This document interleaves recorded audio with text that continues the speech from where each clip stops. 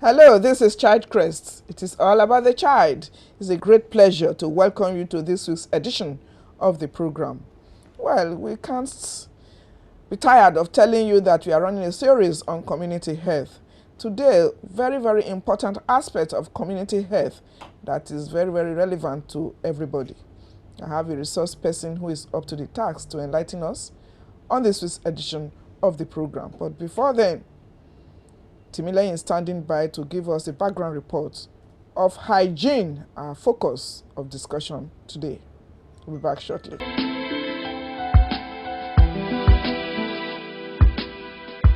On this segment of the program, we're going to be looking at hygiene. Keeping good hygiene is one's ability to keep a good, clean environment and maintain general cleanliness. How clean is our environment, both the rural and the urban settings? Most of the parents, they find it difficult to keep their environment clean, and second, even their personal hygiene. Even most of the time when you visit there, you will come and meet the plate open. Maybe the plate they used is yesterday will just be kept down. They will just, the woman will just come from work without washing hand. We just use hand to carry breast and breastfeed the baby. Even their fingernail very dirty too. So I discover all those things. Then even the other times, I always go with my nail cutter. If I just find anything like that, like the dirty finger, I say take, or you scrape on finger. This one can also lead to diarrhea and vomiting. They don't have good water. They are drinking from their well water, and dog well water. That is the type of water they are using. And I keep on telling them that well water is not good because it's stagnant, it does not flow. One will come, sweat into it. Goat will come, urinate into it. Pass feces, fowl will come, everything. Then you people still keep on drinking the water. Meanwhile, there are boreholes all over. There is one by my health center now. They will not like to use borehole water. All they are saying is, after our forefathers have been using it, so why is our own different? So I used to tell them what our forefathers used to eat in those days is not what we are eating. We ourselves, we are using polished food. We are eating rubbish. We are not eating real raw food from the farm like what our forefathers used to do. So that is the main reason. And how does improper hygiene affect our health?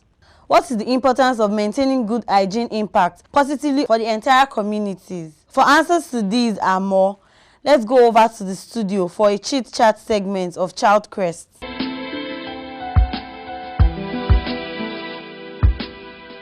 You're welcome back. Thank you very much for setting the pace for us on this discussion in the studio today, Timi. Now, join me as I welcome to the studios of Child Crest, Dr.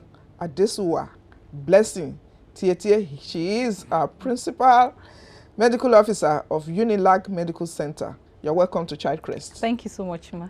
Yes, so hygiene. What is it about hygiene that everybody should know about? Because when you say hygiene, people take it for granted. Cleanliness, you know. So tell us, what is hygiene? Hygiene is more broad than what simply cleanliness is all about. Okay. Hygiene is all those sets of practices put together to achieve making us live a better health.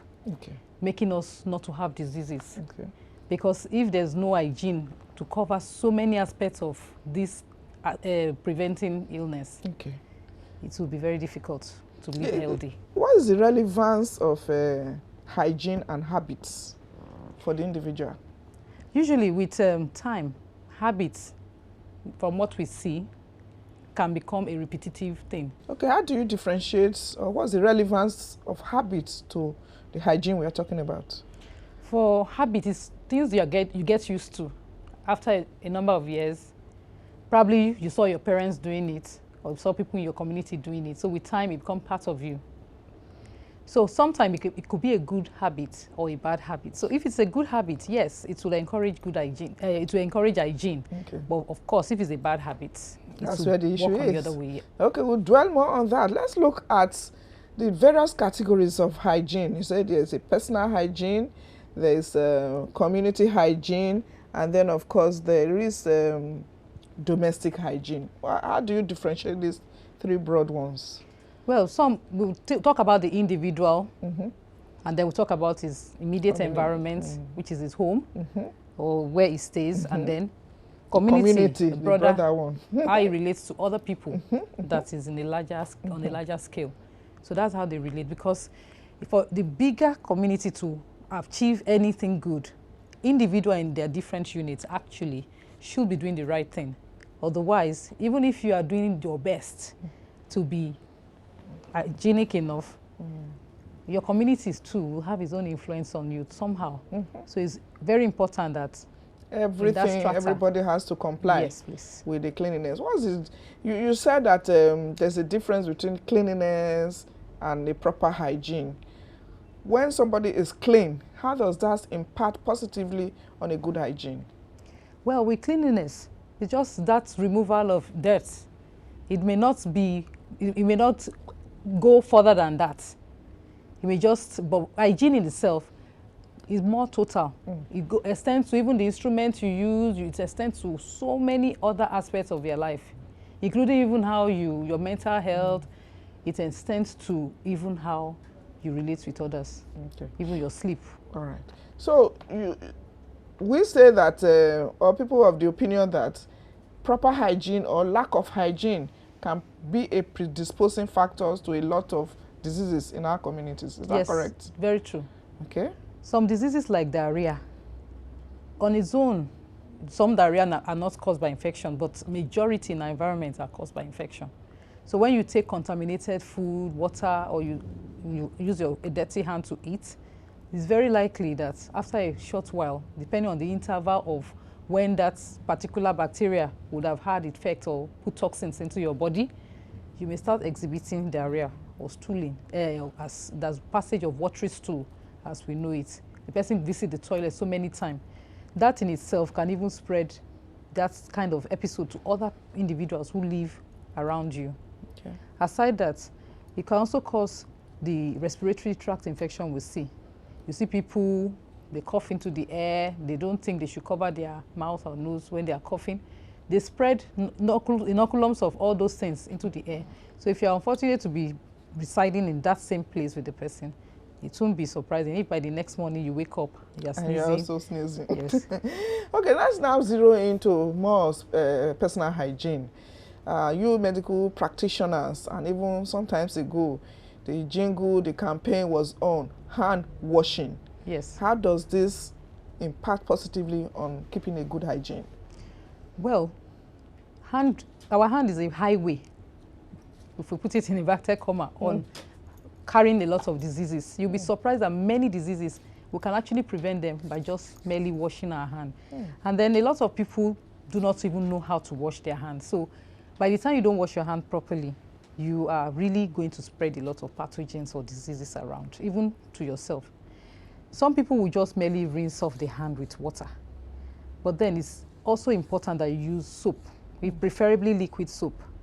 And then you wash every aspect of your hand, in between the digits, under your nails, the inside, the depressed part of the hand. And you make sure that every aspect and the back of the hand, because you wouldn't know at which point you would actually need the hand, especially when you want to eat. So the hand should be washed before food, after food, and as many times as we can during the day. But I'm just surprised that the innocent hand, how come it will be something that would, put us in trouble if it is not thoroughly washed?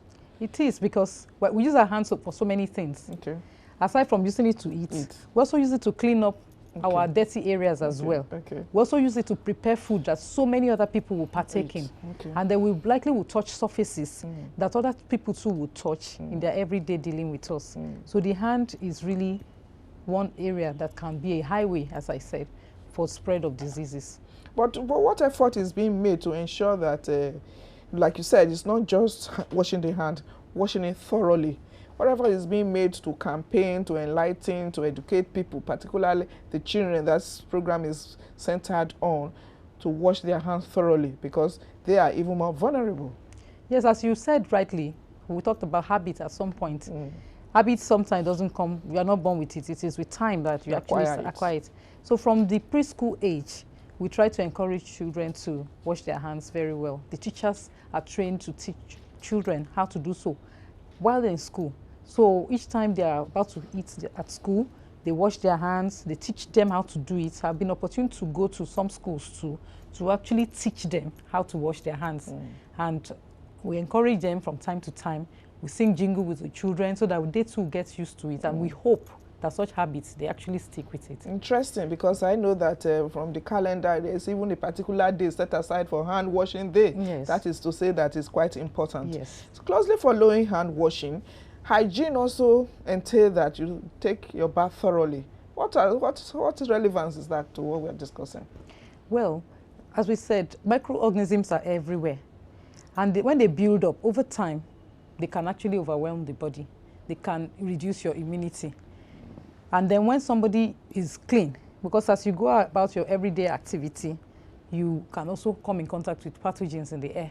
So by the time you take your bath regularly, you wash your clothing, you're going to reduce the quantity of the microorganism that you will be fighting on a daily basis. So it's very important to take regular bath, especially in this humid environment, because high temperature or humid environments actually make bacteria to grow. And so Thank you very much. Even fungus as well. It's a quite interesting conversation we're having. We're taking for granted that you're saying that people should take their bath thoroughly. What if there's no water? Like we have in some places that they have water and they have to ration and ration. How do you expect such a person to take bath thoroughly? You'll be answering that question, but now let's go for a short break. I'm still conversing with Dr. Adesua Blessing Tietie. She is a principal medical officer of Unilag Medical Center. Let's go for a short break. We're about to continue the conversation.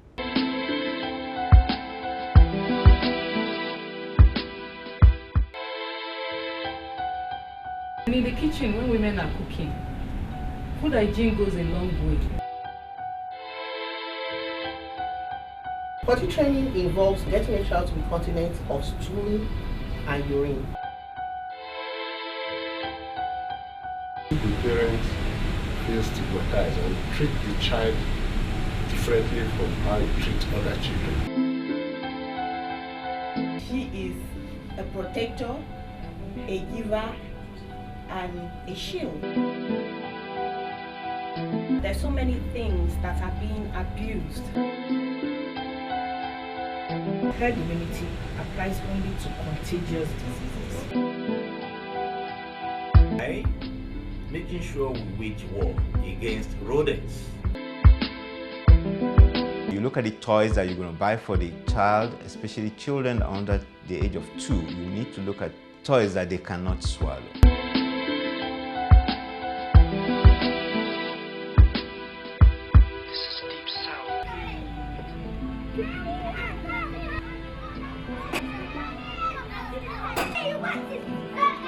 This time, we shall focus on community health. Join us on Child Crest every Sunday at 10:30 a.m. on NTA Network. Child Crest, it's all about the child.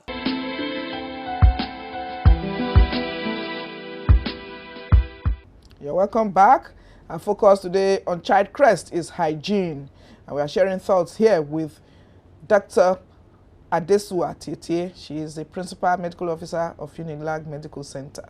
She's part of those nurturing those undergraduates that are going to be good leaders tomorrow. Well done for a job well done. Thank you so much. Now, the question is pending. Lack of water or enough water. How do you expect, what does water, either clean water, what is the relevance of clean water to hygiene that we're talking about? You see, the instance a person wants to take his bath or wash his hand, already there's a buildup of organisms, microorganisms or germs. So by the time you use water, because that is going to be what will be like the solvent that will wash off whatever you are trying to remove. You are mechanically trying to remove those microorganisms. So by the time you put your soap or detergent, yes, it will scrub it off a bit because it will lift it up from the surface, which could be the body. The water will now be what will help to wash it away. So it's very important that there should be enough water. Very important. In fact, it is innegotiable. It's not something we want to negotiate at all. We have to make and encourage good and adequate water for our system. So in whichever capacity we can, as administrators or managers of institutions, we should make water a priority for the people we claim to be taking care of. Otherwise, they cannot maintain good standard of hygiene. Well, we're talking of adequate water. Let's also talk of the properties of the water. If you're in a community, there's no, let's say, pipe-borne water. People even have issues with pipe-borne water now. You have to rely on borehole or well water, and we know what manner of colors that water is supposed to be colorless, right? Yes. And then you have this water in different colors. What does that mean to the hygiene we are talking about? As once the water is colored, to some extent, that water is contaminated. So having good hygiene will be very difficult in that kind of setting. So all arms will be on deck to actually get a source of good water for individuals that are in such community. Okay, earlier on you mentioned briefly that you wash your clothes thoroughly. Laundering, that is washing your clothes, is also part of the hygiene we are talking about. How much of washing, how much of cleanliness do we have that to maintain good hygiene personally? Well, usually our everyday clothes that we have to wear every day, we'll sweat, and then of course dust will rest on them as we do our daily business. It's very important that we wash them every day. As much as possible, we should try not to repeat such clothes. Our underclothing too, taking most of the thing, especially the humid and sweat. And for some other clothes, which probably are occasional and they're not the type that we'll wear for long hours, or probably the fabrics are very delicate, even if we do not wash them and probably want to repeat it a second time, we should take time to air it under direct sunlight so that the intensity of the sun can actually dry up or heat the bacteria or whatever microorganism may have rested during the course of our wearing such articles or clothes. Well, for those in the community, you go to the stream, irrigation and all that. This is where you get enough water. What's your counsel? Well, the nearer you are to continuous flowing water that is from the tap, it's even better. So really, water will do a long way for good hygiene. It's not negotiable. It's not negotiable. Let's look at other aspects of personal hygiene. I'm shocked that even if you have to keep your nails thoroughly, it's also part of maintaining good hygiene. What is the relevance of keeping good nails? The nails underneath is always the difficult part to wash because a lot of microorganisms would go under them and then hide. And then usually in this part of the world, we use our hands to eat, especially those mussels. So it is really important that we wash our hands, especially when we also want to handle our babies, take care of them. They are very minor in comparison to us when it comes to their immunity. So we need good hands. And underneath the nails, your hand is not clean until you have actually cleaned underneath your nails. So it's better if you can to maintain short nails so that it's easier to clean. But if it's not even possible, even when you have a longer form of nail, still take extra effort to clean it thoroughly where you're doing your hand washing regime. But, medically, how often do you think we should cut our nails to avoid, because some children will say, I want to keep long nails, but, you have to, insist that they trim their nails. For children, we must insist they cut their nails. But then as any part of our body, as per hair, some people have very long hair, some people have short hair. The same goes for nails. Some people's nails grow on a daily basis. But if you cut it today by the next, so it just depends on the individual. If you notice your child's nail grow at a very fast, rapid rate, try and cut it as often or maybe alternate days. But at worst, the worst scenario should be at least once a week. Yes. Interesting. You talked about hair. How clean should our hair be? Because these are parts of the bodies that, will also incubate germs. The hair should be washed every day, especially for children. For those who plait their hair, girls, at least weekly washing of the hair too will be very important. Therefore, more mature women that can have to carry their hair longer, probably they perm it or they do other exotic hairstyles, at least we advise twice in a month should be something they should do, and they should properly take care of their hair and use the correct products so that they will not be doing the wrong thing concerning their hair. How about oral care? Because I know some of you will say, no, I'm not a dentist, but at least as a physician, you should be able to say, this is at the minimal level that you can keep your oral care and then you have maintain good hygiene. For oral care, the dentist advise twice a day at least. Okay. And then flossing in between the teeth, at least before going to bed every night you floss, as against the use of toothpick.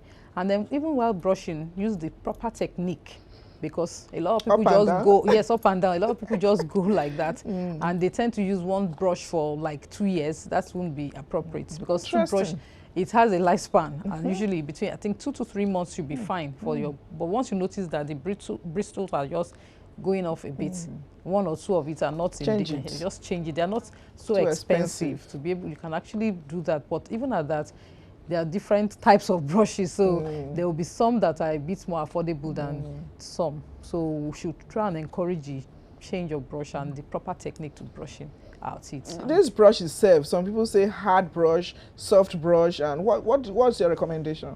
I'll just say medium, because if it's too hard, then it's going to damage the gum.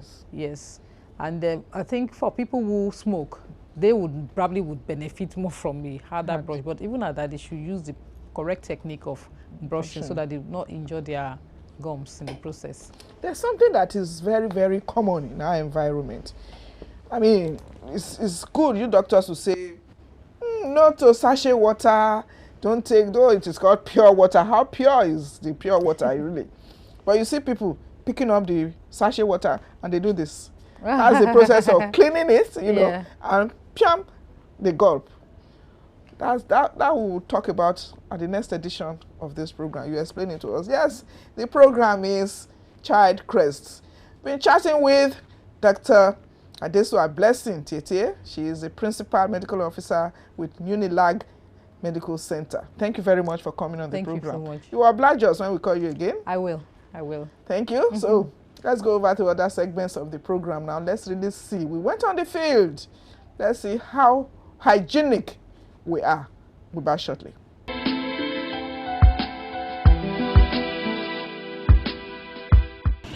Ifesoako Street is a street in Idiaraba community, and you can see that they've turned that street to a dumping site.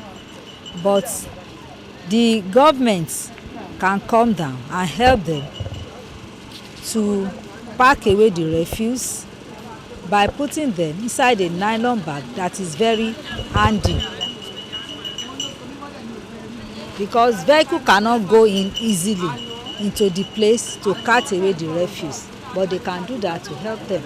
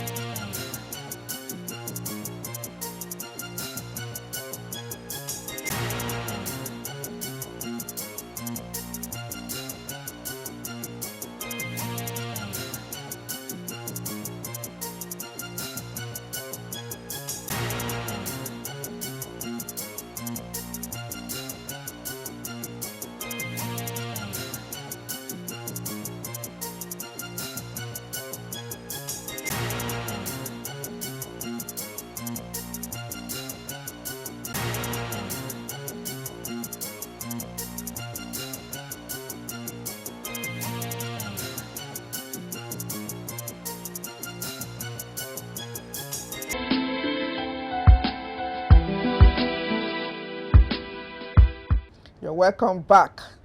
That's our show today. Child Crest, it has been. We can't do it alone. We desire your support, collaboration, partnership, and of course, sponsorship. If you sponsor us, this information we are giving out, all for the purpose of child development, will be well enhanced and appreciated by all. This target audience is ready for you to key in. Let's do it again same time next week when we shall bring you an equally interesting edition of the program. Of course, we'll bring back Dr. Tietie to come and conclude what she has started. Until then, bye for now.